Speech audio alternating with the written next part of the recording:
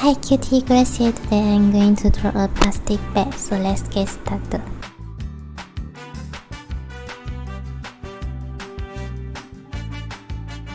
First, draw a line down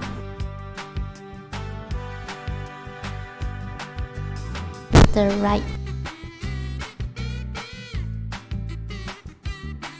and upwards again.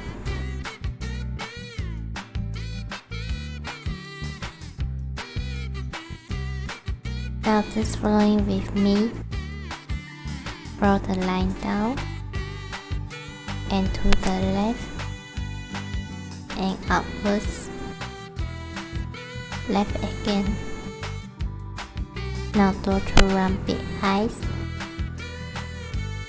inside with a circle and another smaller circle, a curve inside.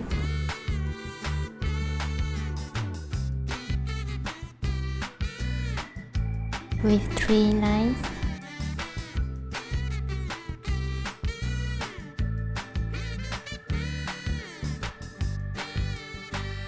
And the mouth.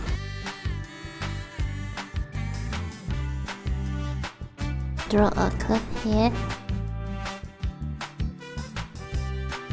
and another curve here. Now we have a plastic bag.